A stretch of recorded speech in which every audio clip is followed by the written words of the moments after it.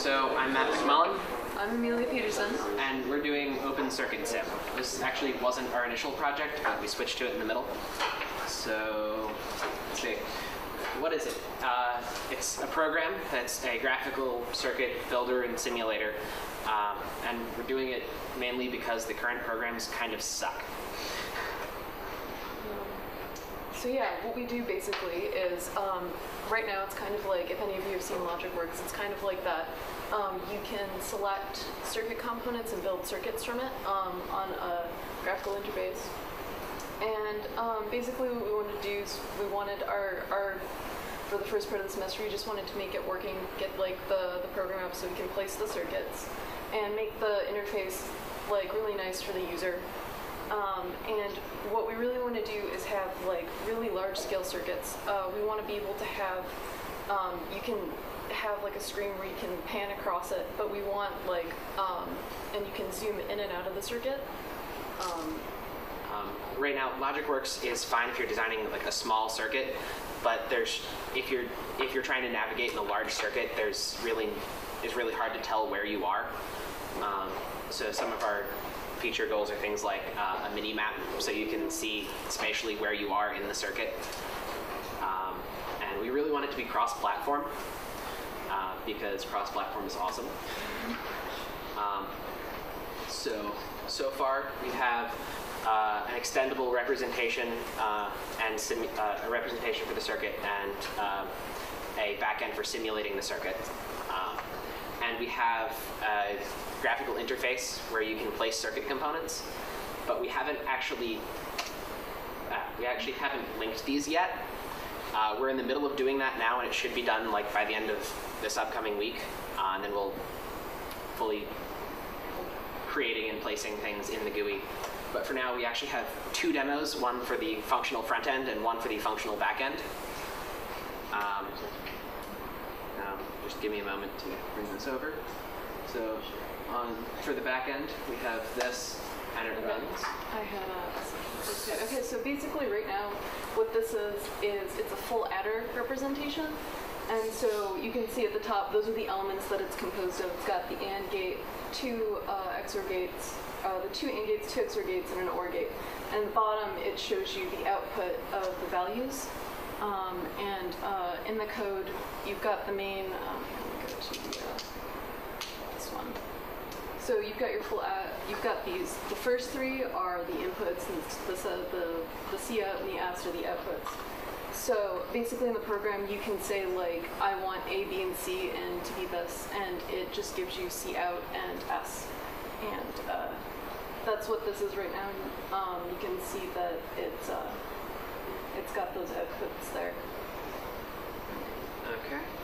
So for the next part, we have the functional GUI front end, where you can place circuits and move around and stuff. You can delete circuit components. You can zoom in and out, and it's functional.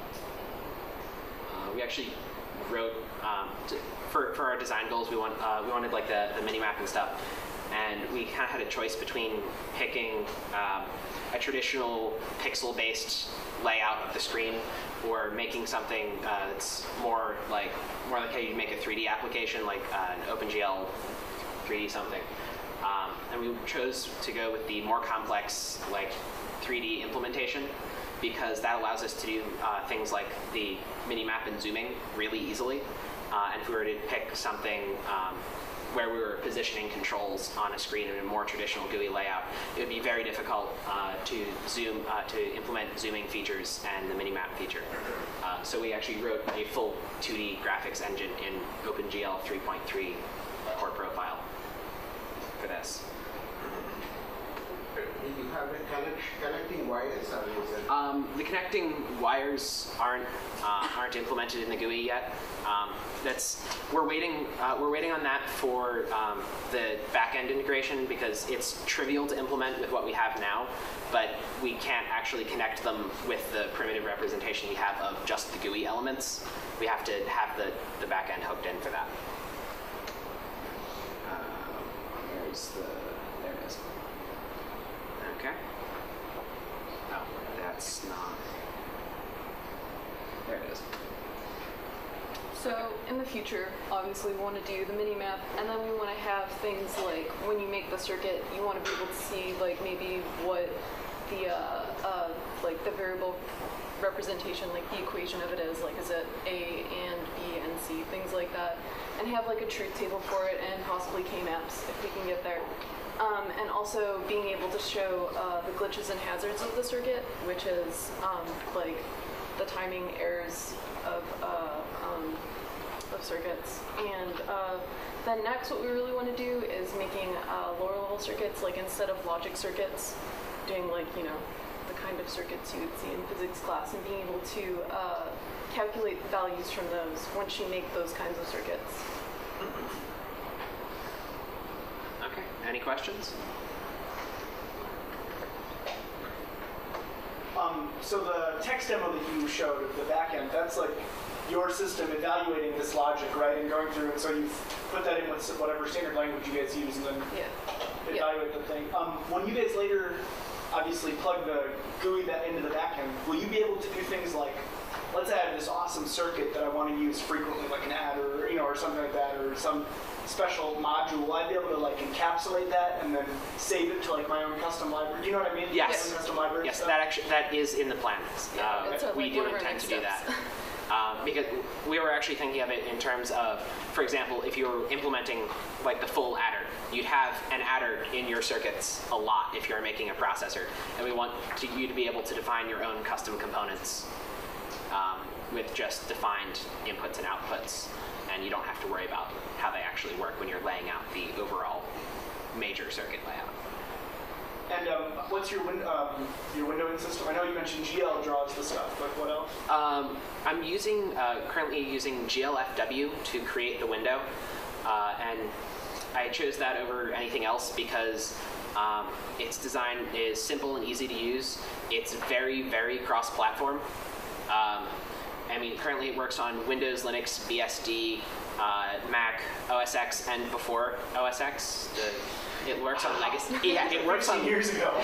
It works on legacy Mac, and there's a mostly functional Android port, and it's just something that we can use on any platform.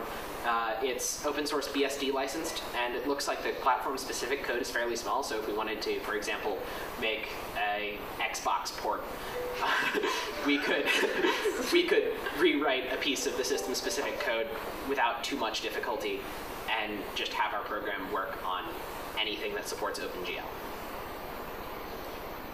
We're sticking to the core profile because everything supports the core profile, including mobile devices. So you are planning on implementing more like analog circuit stuff? Yeah. Yeah.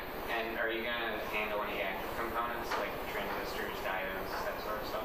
Yeah. Okay. And are you going to have? Do you plan like having the stencil models? So I know like when you do have active components, they all have like their own specific models. Are you going to allow people to have like their own, to add their own like parameters for components? We haven't thought about that. So like, I mean, you can have, for example, like a transistor. You can have your basic transistor functioning as a switch, or there are a lot of other properties about it that you need to implement for it to be a full-featured circuit simulator. If you were to look at like PSpice or LT-Spice or something, you'll have a library of a couple hundred different transistor models, each with different parameters, and they all function differently in a circuit. Yeah. But they're all a 3-pin component that has the same symbol. Yep. Yeah. So I guess we'll have to do that. Alex? Just a second question. I was going to ask about feedback. What does your backend handle that right now? Do you make a flip-flop or something? You have intermittent state especially? Not yet. Not yet. Definitely in the future. The same along, I also had a question about flip-flops.